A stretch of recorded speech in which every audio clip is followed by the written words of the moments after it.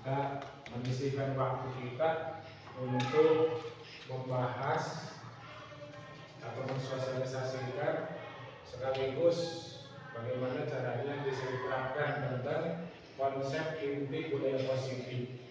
Nah, budaya positif ini ada 7, yaitu 1 perubahan paradigma belajar, kedua disiplin positif, ketiga motivasi perilaku manusia, keempat kebutuhan dasar manusia, kelima posisi kontrol, keenam keyakinan kelas atau sekolah, ketujuh segitiga restitusi. Nah, sebelumnya kita mendengar bersyukur tentunya kepada Allah Subhanahu wa Ta'ala bahwa malam hari ini kita diberikan sehat dan selamat, dan semoga seterusnya kita diberikan kekuatan oleh Allah Subhanahu wa Ta'ala. Amin. Ya, salawat serta salam semoga tetap tercurah kepada Nabi besar kita, yaitu Nabi Muhammad Sallallahu Alaihi Wasallam. Limpahannya semoga tetap tercurah kepada para keluarganya, kepada para sahabat-sahabatnya, kepada kita semua selaku umatnya. Amin. Ibu bapak yang saya hormati, untuk dapat melaksanakan budaya positif di sekolah kita ini, tentu kita sebagai komunitas belajar yang terdiri dari guru-guru di SD dan SMP ini bisa menjadikan pemimpin pembelajaran yang bagus sehingga untuk pendidikan di SD kita meningkat. Adapun konsep budaya positif ini, kira-kira perubahan paradigma belajar sudah ada yang tahu? Belum. Perubahan paradigma belajar. Nah, saya akan menyampaikan dari ketujuh ini, dari 1 sampai 7, mudah-mudahan dapat dipahami oleh kita semua sehingga semuanya bisa melaksanakan budaya positif yang ada di sekolah kita ini. Untuk lebih jelasnya, silakan Pak Stam. Nah, perubahan paradigma belajar, perubahan paradigma pembelajaran dari stimulus respon menjadi teori kontrol. Nah, Haji pasti sudah tahu ini konsep ini. Oh, ternyata ini stimulus respon yang selama ini kita harus beralih ke teori kontrol. Ada yang sudah paham tentang bahasa ini? Belum. Nah, kita jabarkan di sini, stimulus respon adalah proses belajar merupakan suatu tanggapan dari seseorang terhadap suatu rangsangan yang dihadapinya. Rangsangan tersebut diulang-ulang sampai mendapatkan tanggapan yang sama dan benar secara terus-menerus. Akhirnya akan muncul suatu kebiasaan dan perilaku tertentu. Atau bahasa sederhananya, seolah-olah orang lain dapat kita kontrol. Orang lain di situ itu adalah murid. Kita menganggap bahwa semuanya kita kontrol. Artinya bahwa murid kumaha kudu baik. Selama ini kan kita seperti itu berpikirnya.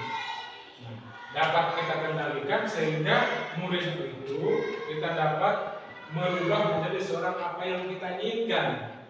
Padahal dalam kurikulum Merdeka Belajar sekarang itu tidak seperti itu lagi. Nah, kita beralih dari situ ke teori kontrol. Apa itu? Teori kontrol merujuk kepada setiap perspektif yang membahas ihwal pengendalian tingkah laku manusia, atau sederhananya teori yang mempelajari teknik dan strategi untuk mengatur tingkah laku manusia, dalam hal ini murid. Jadi sederhananya perubahan paradigma pembelajaran ini dari stimulus kontrol menjadi teori kontrol. Pembelajaran dirancang berdasarkan prinsip pembelajaran yang berpihak kepada murid dan berdiferensiasi, sehingga setiap murid akan belajar sesuai dengan kebutuhan dari tahap perkembangannya. Apakah sudah seperti itu? Kita melaksanakan berdiferensiasi. Aduh, ya bingung nih bahasa nih, berbeda. Eta, cek konsep sederhana lah. Yang terlambat belajar dengan yang sudah belajar, ulah bicarakan. Biarkan saja mereka dengan keinginannya, tapi kita bagaimana bisa mengelompokkannya orang yang tertinggal dihijikan dengan orang yang tertinggal. Sudah bagus memberikan pembimbingan langsung kepada yang tertinggal. Jadi inilah paradigma bahasa dari sananya, itu bahasa kerennya stimulus kontrol ke teori kontrol. Dapat kita pahami? Baik. Nah, jadi disiplin positif. Maka dari makna kata disiplin,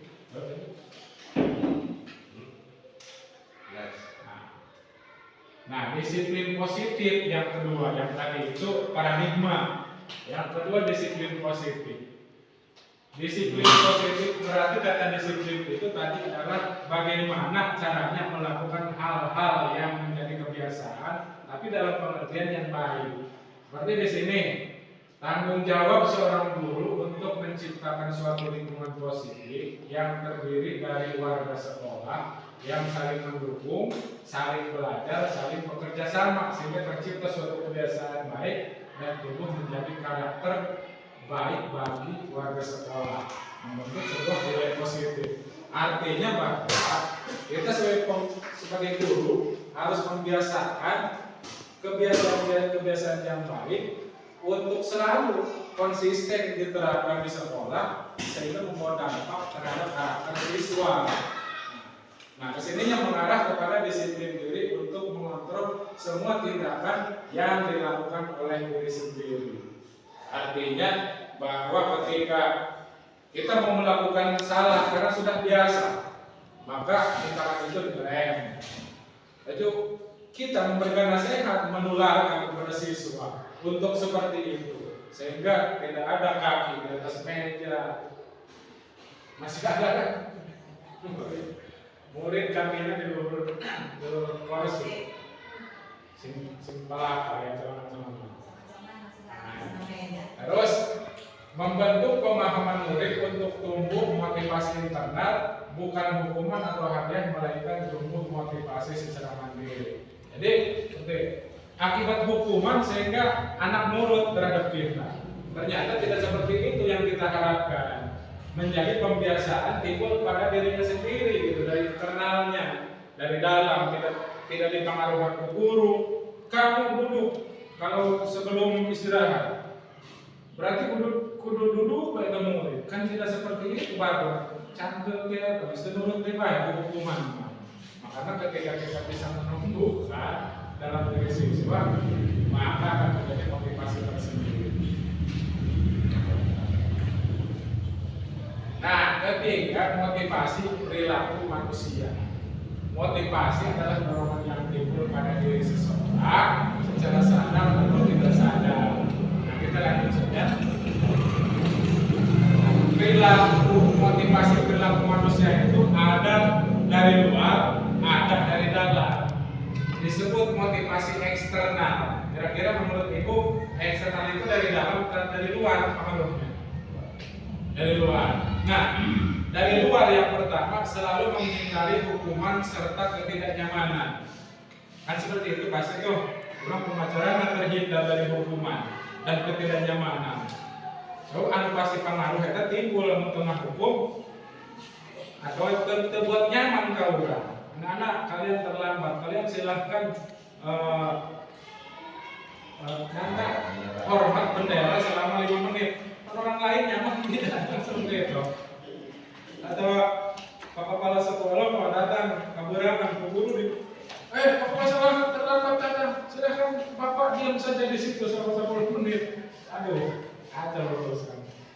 Terus, nanti selalu berharap imbalan atau pujian dari orang lain. Itu semuanya diberikan hadiah. Ayo, menjadi dari hadiah, mau yang mana? Kita lupa aja, akhirnya ketergantungan. Siswa teh tahu orang guru. Doanya Pak Hasim teman. Pelajaran saya kalau mereka malah belajar masuk. Kemudian motivasi internal nanti dari dalam diri. Nah, untuk menjadi diri sendiri sesuai dengan yang mereka inginkan. Dalam pengertian selanjutnya, tindak lanjutnya adalah tidak mengutamakan hukuman atau pemberian penghargaan secara berlebih terhadap murid karena bisa kekayaan dengan tadi. Apakah kita sudah itu tidak menerapkan hukuman atau imbalan kepada siswa dalam pembelajaran? Nah, kita nanti akan menjadi setelah ini mudah-mudahan dapat menerapkannya. Kemudian yang keempat, kebutuhan dasar manusia. Kebutuhan dasar manusia itu ada 5 tahap. Pertama, fisiologis, rasa aman, sosial, penghargaan, atau yang paling tinggi adalah aktualisasi diri. Nanti dijabarkan selanjutnya. Nah, kebutuhan dasar manusia yang pertama, kebutuhan bertahan hidup. Kebutuhan bertahan hidup berkaitan dengan sifat fisiologis, diantaranya makan, terus tempat untuk berlindung, beristirahat, keamanan, dan sampai kepada tidur hingga olahraga. Ini masuk ke dalam kebutuhan dasar manusia yang pertama, yaitu yang tingkat paling dasar tadi, fisiologis. Yang kedua, kebutuhan kasih sayang atau rasa diterima, berkaitan dengan kasih sayang dan rasa diterima oleh orang lain, memiliki peran penting dalam membangun interaksi dengan lingkungan sekitarnya. Artinya siswa pasti membutuhkan kebutuhan itu. Ulang seperti namu kelompok siswa lain malah dicuekan, diwaro. Salah seperti guru bicara kanan. Terus sudah teman kebutuhan. Yang ketiga, kebutuhan pengakuan atas kemampuan. Nah, siswa pada prinsipnya atau manusia pada umumnya membutuhkan itu kekuatan untuk menggapai sesuatu. Kita semua pasti membutuhkan seseorang menjadi terlihat kompeten, berprestasi, memimpin, terampil, didengar dan diakui. Seperti contohnya Pak Hasdan, ahli dalam IT, mengerjakan tugas, tapi kemampuannya hebat, berada di jenjang yang ini. Nanti kesananya pasti ada imbasnya gitu kepada kehidupan. Ada juga kebutuhan kesenangan. Hal ini membutuhkan rasa gembira, tertawa, bermain, ulah sintang. Mungkin kita membutuhkan itu. Betul tidak? Nah, yang kelima, kekuasaan atau tingkat yang paling tinggi. Dalam hal ini biasanya orang ingin dianggap berharga, mampu membuat perbedaan, mendapat pengakuan dari orang lain, dan dihormati. Anak-anak yang seperti ini biasanya ingin menjadi pemimpin. Ada tidak di kelas ibu bapak dari kebutuhan-kebutuhan dasar manusia ini? Kira-kira pada umumnya siswa kita itu ada di level 1, 2, 3, atau 4, atau 5. Coba kira-kira sudah ada di posisi yang mana? Level 5. Level 5 ada. Terus kesenangan percenggiran raya. Ada seperti itu. Oh, berarti cengir buka ini untuk kelompok ini di kelas. Dengan kelas ada pas makin. Terus selanjutnya yang poin dari 7 tersebut, disiplin tadi, disiplin positif menginjak kepada 5 posisi kontrol. Yakin yang salah baca, yang salah ucap, bahaya ucap. Nah, posisi kontrol besar ada 5. Pertama, menghukum. Terus kedua, membuat merasa bersalah. Ketiga, teman. Keempat, pemantau. Kelima, manajer. Nah, kita sebagai guru akan menerapkan posisi kita yang mana, atau di posisi penghukum atau kedua ketiga atau keempat atau kelima. Coba yang sudah menerapkan ini, coba. Coba Haji, Di mana mah dia sok menggunakan posisi kontrol di posisi orang sebagai guru. Itu di Nomor satu penghukum. Benar Pak Haji. Dan sangat tidak piket itu ada sanksinya piket di kelas 2 ya. Piket bisa bayar uang 2.000. Bayar uang 2.000 hukumnya itu adalah mengumpulkan uang untuk itu uangnya itu makan beli sapu kan. bagus. Beli karena Nah, kita urai satu-satu. Nah, posisi kontrol penghukum ini, guru yang berperan sebagai penghukum akan menggunakan hukuman untuk mengontrol perilaku murid. Hukuman yang diberikan dapat berupa hukuman fisik maupun verbal. Verbal tadi mengumpulkan sesuatu. Nah, hukuman yang diberikan dapat berupa hukuman fisik tersebut seperti contoh, guru memukul murid yang tidak mengerjakan tugas. Tidak ada ya kita. Kemudian guru menghukum murid dengan berdiri di depan kelas karena berbicara saat pelajaran berlangsung. Ngobrol baik kamu mau depan. Kalau alhamdulillah selesai. Depan tapi cuma bukan dihukum berdiri kata depan suruh baca. Harus berperan. Kita nanti posisi di mana kita kira-kira yang paling tepat secara ini. Kemudian guru memberikan nilai buruk kepada murid yang tidak mengikuti ulangan. Adakah seperti itu? Nah, pertanyaan. Terus selain hukuman fisik dapat berupa verbal. Contoh akan berkata kepada murid yang datang terlambat dengan nada suara tinggi. Mana yang baik? Supaya fikir datang. Gitu. Nah, jadi seperti itu hukuman posisi hukum itu. Apakah kita menerapkan ini nanti kan ada 5 tadi ya. Apakah yang paling tepat itu yang mana? Kemudian yang kedua. Nah, yang kedua, posisi kontrol membuat merasa bersalah. Guru yang berperan sebagai pembuat merasa bersalah akan membuat murid merasa bersalah atas kesalahannya. Jadi guru dapat melakukan hal ini dengan cara memberikan nasihat atau dengan membuat murid merenungkan kesalahannya. Nah, itu tadi pada juga nyarikan baik seperti ini. Kalau tak bayar, bagaimana ya? Sedang ngelamun.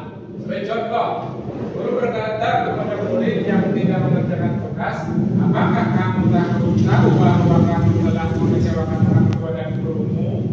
Dia baru lembut ya, Kemudian guru meminta murid yang mencontek saat ulangan untuk menulis surat permintaan maaf kepada orang tuanya. Dan yang ketiga, murid yang berkelahi dengan temannya untuk menuliskan perenungan tentang akibat dari perbuatannya. Pernah salah, sudah melakukan perkelahian, silakan kalian mau berbuat lagi atau tidak. Ibu guru, coba kalian nulis 100 sejajar. Apakah ada yang menerapkan posisi kontrol di posisi kedua ini membuat rasa bersalah di kita? Belum. Dalam penyarikan karena tadi tidak langsung macam. Yang ketiga, posisi kontrol sebagai teman. Guru yang berperan sebagai teman akan memperlakukan murid seperti teman sebaya. Guru akan berusaha untuk dekat dengan murid dan memahami masalah-masalah yang mereka hadapi. Sebagai contoh, guru sering ngobrol dengan murid di luar jam pelajaran. Kayaknya sering itu mah. Maksudnya di luar jam pelajaran kan seperti orang enjing kurang ada di musawarah heula. Terus guru ikut bermain dengan murid saat istirahat. Ya. Guru membantu murid memecahkan masalah-masalah pribadi mereka. Kenapa kamu hari ini tidak pakai sepatu, pakai sendal? Apa alasannya? Oh, tidak kembali Pak, Bu. Bisa menabung tiap hari dikasih duit berapa? Sebagai teman curhat. Nah, apakah ini layak diterapkan? Nanti ada 2 lagi. Nah, yang keempat, mana yang keempat? Nah, posisi kontrol guru sebagai pemantau. Dalam hal ini guru yang berperan sebagai pemantau akan memantau pihak murid dan memberikan arahan jika diperlukan. Contohnya, sebagai contoh, guru berkeliling kelas saat pelajaran berlangsung untuk memastikan bahwa murid memperhatikan. Nah, keliling, namanya kan ini yang punya tulisnya penyampai. Sudahkah seperti itu? Itu. Terus guru menegur murid yang berbicara saat pembelajaran berlangsung. Ngobrol baik. Masuk gitu ya. Nah, terus kemudian guru mengingatkan murid untuk mengenakan seragam sekolah yang lengkap. Anak-anak Senin upacara kita. Kalian harus pakai sepatu, tidak lupa juga kaos kaki. Kemudian ini nih, dasi. Sudahkah seperti itu? Cuma pakai sepatu doang. Nah, yang kelima posisi guru itu sebagai manajer, yaitu di dalam puncak yang kelima itu guru berperan sebagai manajer akan mengelola kelas dengan cara yang efektif dan efisien. Artinya bahwa rumah supaya stabil sekolah dan kelas dia. Nah, guru akan menciptakan lingkungan belajar yang kondusif, stabil, mengelola baik, terus bikinlah suatu aturan atau keyakinan. Nah, sebagai contoh, guru menyusun rencana pembelajaran yang jelas dan terarah, menggunakan metode belajar yang bervariasi, kemudian memberikan umpan balik yang positif dan konstruktif. Coba nanya kalian tadi belajar apa? Mencangkok itu, terus cangkok yang bisa dicatat, yang bisa dicangkok itu apa? Coba ikut benar dari yang tadi telah disampaikan. Oh, cangkok itu tumbuhan yang asalnya dari biji-bijian. Ada umpan balik. Apakah suka melaksanakan ini? Nah, ketika pertanyaannya dari kelima posisi kontrol guru, mulai dari penghukum, tadi apalagi coba yang ingat penghukum, tadi. Iya, kalau di rumah. Tadi tulis penghukum, teman, dan nanti. Penghukum, pembuat merasa bersalah, lalu kemudian teman dan pemantau serta manajer. Manakah yang paling aktif atau yang pas diterapkan di sekolah kepada anak-anak kita? 2 sampai 5. Menurut Manhaji? Yang dari 2 sampai 5 nomor 1 gen Kak masuk. Kalau nomor 1 kemungkinan ini tidak membuat efek jerah pada siswa. Karena kadang misalkan mengerjakan sesuatu karena rasa takut. Bukan keinginan dia sendiri. Takut dihukum. Nah, artinya bahwa kesimpulannya posisi kontrol yang paling tepat dilaksanakan itu bila mana kita menerapkannya dengan poin 2 sampai 5. Tapi yang lebih sering itu yang paling bagus yang mana? 4. Sering di itu. Pemantau atau manajer. Manajer yang untuk poin 1 belum sementara ini belum, tapi untuk poin 2 dan 3-nya sering digunakan. Terus yang ini sering untuk posisi kontrol pemantau sering. Yang ini juga sering sewaktu-waktu. Kalau kita sama anak. Nah, kalau yang ini belum. Yang ini belum. Cuma untuk yang harus diterapkannya dari 2 sampai 5. Nah, berarti pertanyaan pemantik tadi, siapa yang sudah menerapkan budaya positif hukuman, posisi guru sebagai pengontrol, apakah 1, 2, 3, dan 4, apakah penghukum? Ki aja tadi suka menghukum, berarti dengan ternyata adanya 5 ini dipampangkan di situ, berarti kita tinggal memilih apakah penghukum itu efektif itu sekarang mana, apakah tidak. Ternyata masih ada cara-cara gitu. Makanya disampaikan di sini iya.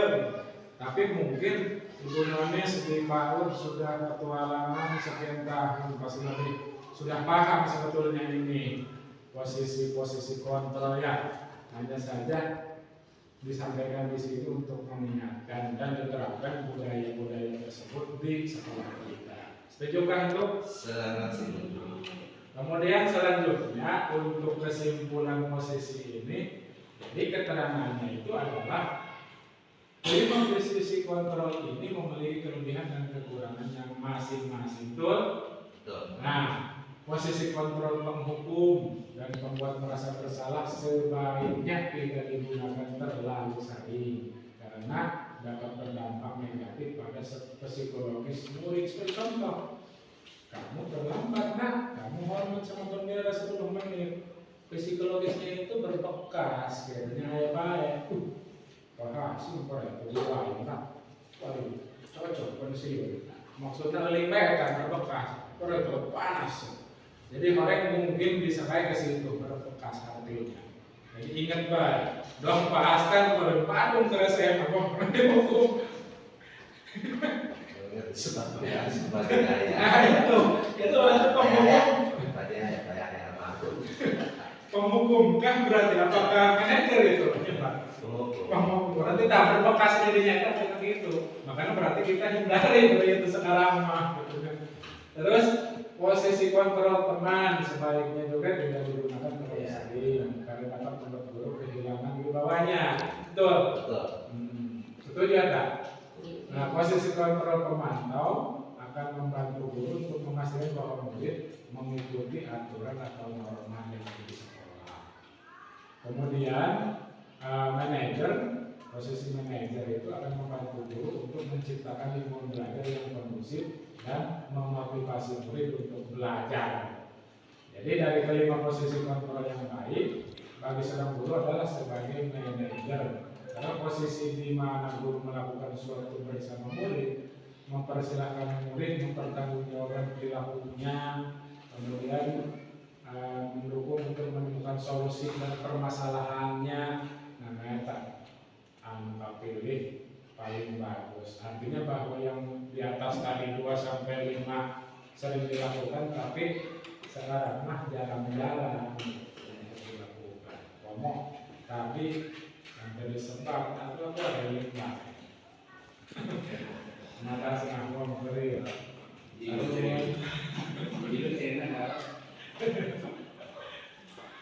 Kemudian selanjutnya ibu-ibu bapak-bapak semuanya yang tentang keyakinan kelas. Apa yang dimaksud dengan keyakinan kelas? Keyakinan kelas merupakan sebuah nilai-nilai kebajikan universal. Artinya bahwa ketika disebut universal, semua guru, semua murid berlaku terhadap keyakinan itu. Contoh ya Pak, kita kan tidak membedakan si dulu lain, mana di kelas kita. Si ini mah baru lewat nama lomba, si itu deh terus jorok dan lain sebagainya artinya keyakinan kelas di situ itu tujuannya berlaku untuk semua supaya tertib belajar. Nah, ketika kita membuat keyakinan kelas contohnya, berarti ada hal yang harus disepakati bersama antara guru dengan siswa. Seperti apa saja, umpamanya tepat waktu, datang tepat waktu. Berarti kan ada yang terlambat. Nah, bagaimana caranya ke depan sekolah kita umpamanya atau kelas masing-masing kita itu untuk tidak datang terlambat. Datang sudah ke sekolah, masuk ke kelas, sekolah jajan dulu lah, ambil kesepakatan. Itu namanya keyakinan. Kemudian makan di dalam kelas. Jadi ya, makan di dalam kelas. Apakah tidak mengganggu pelajaran? Jika mengganggu pelajaran, bikin kesepakatan dulu. Itu namanya keyakinan kelas. Dan yang lain-lainnya, termasuk saling menghormati di antara siswa dengan siswa atau siswa dengan guru. Pemana, ayo menyontoh ulang dihukum tapi dinasehat, ulang dihukum ulang ditarik. Terus selanjutnya keyakinan kelas. Tadi sudah mempraktekkan dengan kelas 5. Ini belum menggerak.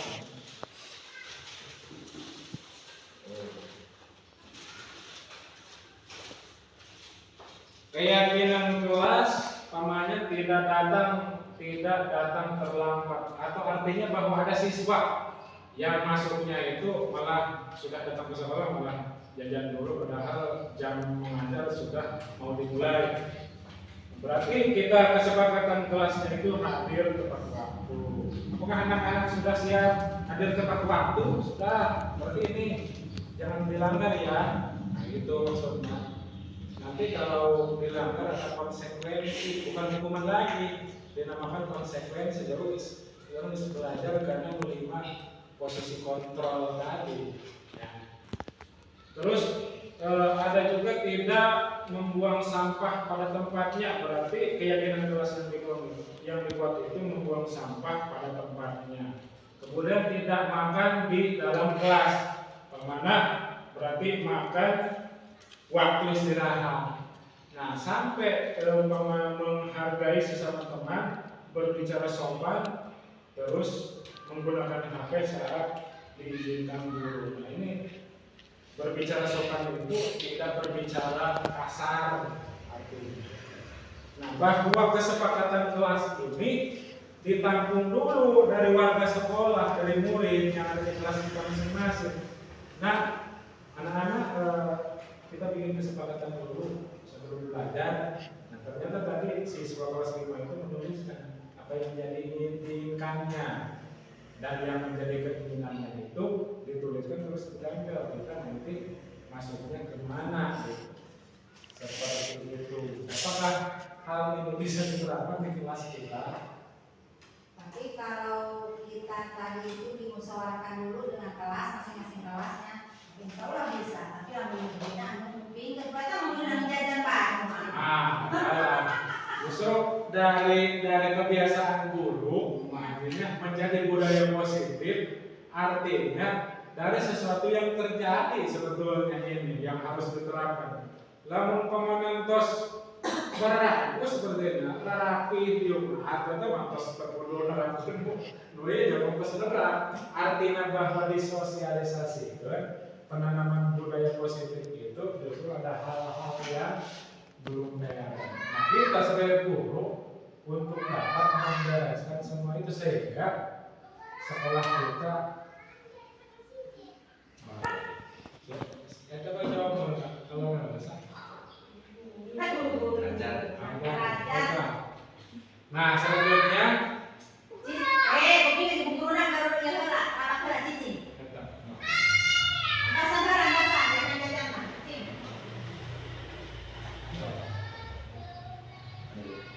membuat keyakinan kelas tadi sudah ada kesepakatan. Maka dapat disimpulkan bahwa peran guru untuk dapat mewujudkan kesepakatan atau keyakinan kelas sekolah dengan murid hal seperti tadi yang disampaikan penerapan budaya positif, sehingga pada akhirnya siswa menjadi kebasan wajib siswa itu bahwa nampak siswa tertib gitu ya, tertib, terus tidak ada lagi yang mempunyai karakter buruk, membiasakan pembelajaran dengan baik. Perubahan sikap.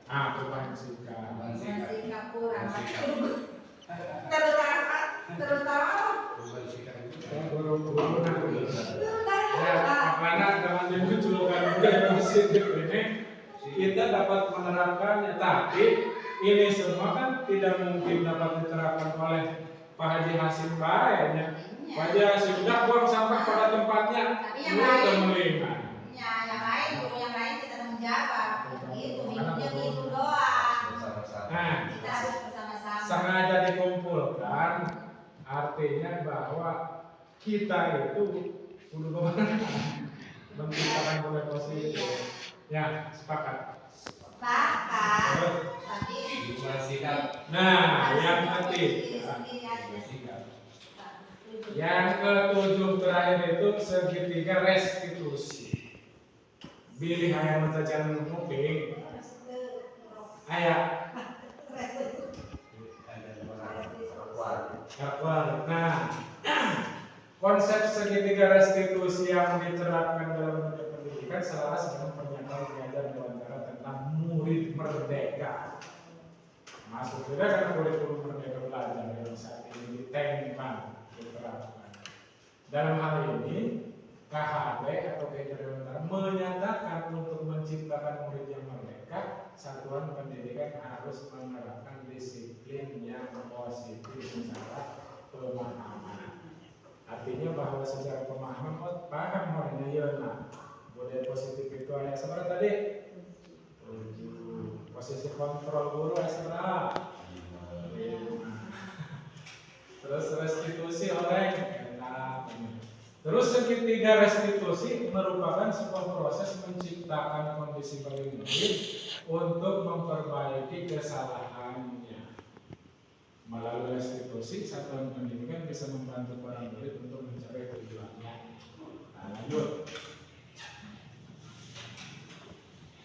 Langkah segitiga restitusi. 1. Menstabilkan identitas. Murid yang mengalami masalah di sekolahnya perlu adanya bimbingan dari seorang pendidik. Jika seorang anak yang mengalami masalah, pendidik harus meyakinkan mereka dengan ucapan tidak ada manusia yang sempurna. Bila ada murid salah, dia yang ngajar. Tuh, dipraktek sama Tuhan. Dan seperti yang itu, betul tidak? Nah, oleh restitusi itu gitu. Tidak ada manusia yang sempurna. Saya juga pernah melakukan kesalahan seperti itu. Kita tinggal bagaimana memperbaikinya. Kan itu kan ya. Udah ada bersalah di pantai. Siapa yang aku terjujur? Kurang sok itu tuh jangan. Ada maksudnya kalau Mantap itu, sok punya, aneh mah. Tadi dia orang itu. Jadi kalau bahasa lembut. Nah, bahasanya itu. Jadi secara tidak langsung, namun dalam bahasa mereka keluar, anak diberikan kalimat seperti itu, tingkat emosionalnya rendah. Atau anak baik yang jajannya kalau dipandang, busar benar. Anaknya cuma cara kanan atau kalian nabung. Emosinya gitu maksudnya, kita itu enggak. Sampai kita kalau seperti upah kita yang susah di situ itu masalah pilihan. Nah, rumah mau jangan kemana? Karena terlalu tidak salah. Nah, selanjutnya kedua, validasi tindakan yang salah. Setelah dilakukan penstabilan emosional, penanganan pertama tentang itu. Langkah berikutnya ini adalah memahami alasan anak tersebut melakukan kesalahan. Dalam sebuah kali kontrol, semua tindakan manusia semua tindakan manusia yang baik maupun buruk pasti memiliki maksud dan tujuan. Artinya bahwa kamu salah tadi. Terus apa yang kamu langgar dalam diri kelas? Mencontoh, Bu, wajar orang lain marah kepada kamu, kan tidak? Terus kamu kalau berbuat seperti itu sudah benar atau salah? Kan sadar ya benar? Salah, Bu. Nah, sebetulnya seperti itu. Jadi merasa dipahami dengan bahasa. Sampai dicari kanan, gitu, menemukan keyakinan, salah. Tadi nyontohnya coba belajar. Nah, masalahnya berarti dalam belajar. Artinya berarti tak penyemangatnya kan itu lebih kaji. Terus sekarang menanyakan keyakinan. Berarti kenapa kamu tidak belajar? Setelah kamu merasa salah, kita bilang saya begadang main HP. Terus selanjutnya mau apa? Nah, itu masuk dalam keyakinan. Saya akan memperbaiki kita begadang. Bisa dipahami? Bisa dipahami, gampang-gampang mudah. Kelihatannya gampang tapi mudah, tapi susah menerapkannya. Insya Allah dengan seperti ini kita membahas budaya positif, kita sepakat tidak untuk menerapkan bersama-sama. Sepakat. Insya Allah Perlahan-lahan siapnya, belum teratur, terus harus itu ya menjadikan suatu kondisi satuan pendidikan menjadi lebih baik, pembelajarannya menjadi lebih baik sehingga mutu pendidikan menjadi meningkatnya, itu harapannya. Makanya saya mengajak kepada semua ibu-ibu, bapak-bapak guru, mari kita perlahan menerapkan budaya.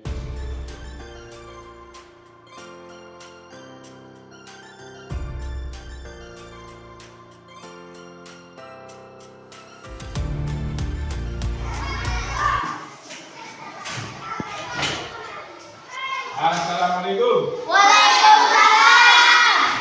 Gimana kabar kalian, sehat? Alhamdulillah. Baik, sebelum kita melanjutkan belajar, kita bikin keyakinan kelas dulu. Siap? Siap.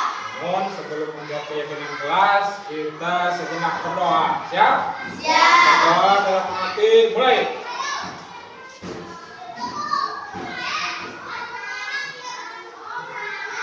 Selesai. Baiklah anak-anak, kita akan membuat keyakinan kelas. Apa saja yang harus dilakukan atau kita sepakati? Nanti silakan kalian menuliskan tentang keyakinan kelas. Di sini ada beberapa hal tentang keyakinan kelas. Pertama, disiplin. Kalian menuliskan pokoknya apa saja yang harus dilakukan oleh kita semua nih supaya sikap disiplin itu tumbuh di kelas itu. Siap? Siap. Contoh, tidak terlambat untuk datang atau disiplin dalam berseragam.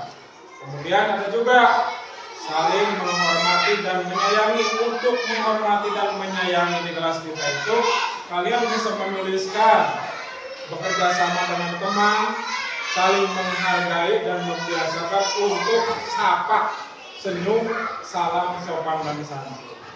Kemudian dalam mandiri, seperti kalian bisa menuliskan mampu untuk melaksanakan kegiatan-kegiatan lainnya. Nah, dan bertanggung jawab banyak. Kira-kira yang kalian inginkan dalam keyakinan kelas ini supaya kegiatan belajar dengan baik, tertib, kalian tulis nanti. Di sini Pak Acep akan memberikan satu persatu kertas untuk ditulis sama anak-anak sekalian tentang keyakinan kelas tadi. Oh, jangan lambat datang, ya. Betul, Om. Harus makan di luar, namanya itu. Berarti tidak boleh makan di dalam kelas waktu belajar. Siap? Siap. Paham? Umpamanya menghargai sesama teman, tulis. Oke? Kita perhatikan. Nih. Nah, tulis. Oh.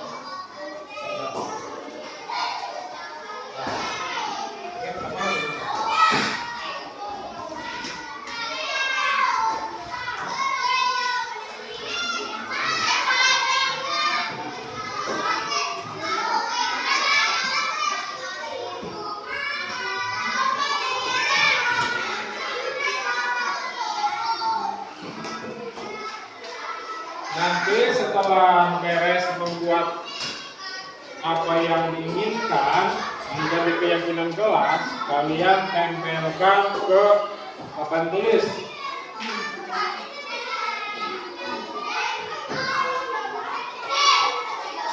Nah, ya.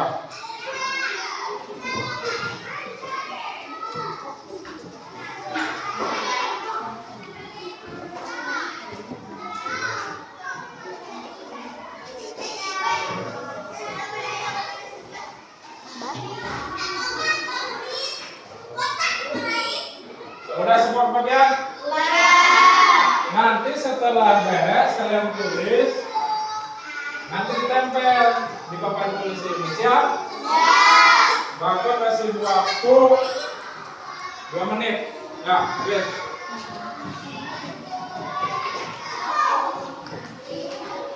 Namanya tidak datang terlambat, tidak membuang sampah sembarangan, tidak makan di dalam kelas, tidak menghargai berarti menghargai sesama teman, tidak berbicara kasar, tidak menggunakan HP.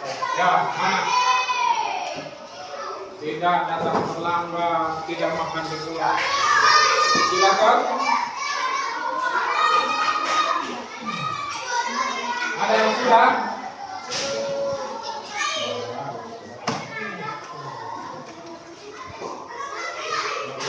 Ya.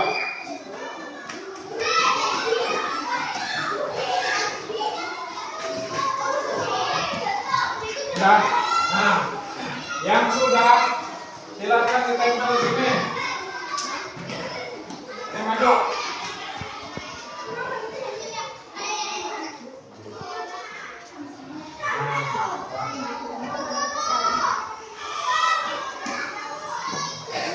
Udah? Bel.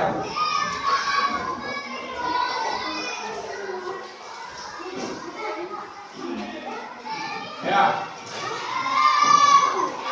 Ayo, tempel. Ayo, maju sini.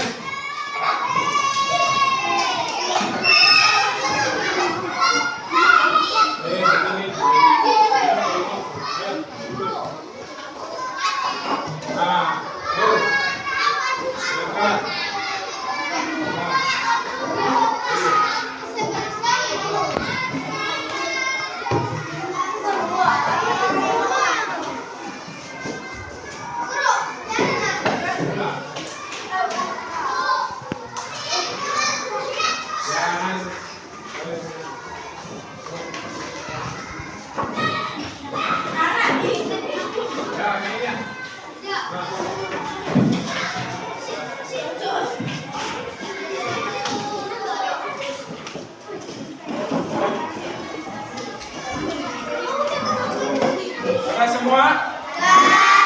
Baik, kita bacakan. Keyakinan kelas, jangan membuang sampah sembarangan. Terus tidak makan di kelas. Kemudian tidak boleh membuang sampah sembarangan, tidak datang terlambat. Tidak menghargai teman, betul. Berarti di sini adalah ini nih, hadir tepat waktu. Tidak datang terlambat berarti hadir tepat waktu. Setuju? Setuju. Siap untuk tidak datang terlambat? Siap. Atau datang tepat waktu, siap? Siap. Kemudian tidak membuang sampah sembarangan berarti membuang sampah pada tempatnya. Siap? Siap. Nah, yang berikutnya tidak makan di dalam kelas berarti harus makan waktu istirahat. Siap? Siap. Setuju? Setuju. Oke, baik. Kemudian menghargai, tidak menghargai sesama teman. Berarti di sini mau menghargai sesama teman. Siap? Siap. Menghargai pendapat, perbedaan. Ini sepatunya putih, saya mah hitam. Jangan, ya. Biar pakai putih, biar pakai hitam sepatu. Jangan boleh pakai sendal. Siap, setuju? Siap. Kemudian tidak bicara kasar, berarti berbicara yang sopan. Siap dilaksanakan? Siap. Apakah keyakinan kelas itu dapat disepakati? Dapat. Oke, kalau dapat disepakati, kita terapkan menjadi budaya positif di sekolah kita atau di kelas 5 SD Ranca Pinang 2 ini. Oke? Demikian Pak Acep sampaikan. Kalam, assalamualaikum warahmatullahi wabarakatuh. Assalamualaikum warahmatullahi wabarakatuh. Nama saya Cindy dari kelas 5 SD dan Cabai 62. Saya akan menyampaikan keyakinan kelas yang telah disepakati. 1. Hadir tepat waktu. 2. Membuang sampah pada tempatnya. 3. Makan waktu istirahat. 4. Menghargai sesama teman. 5. Berbicara sopan. 6. Menggunakan HP saat diizinkan guru. Demikian keyakinan kelas kami. Wassalamualaikum warahmatullahi wabarakatuh.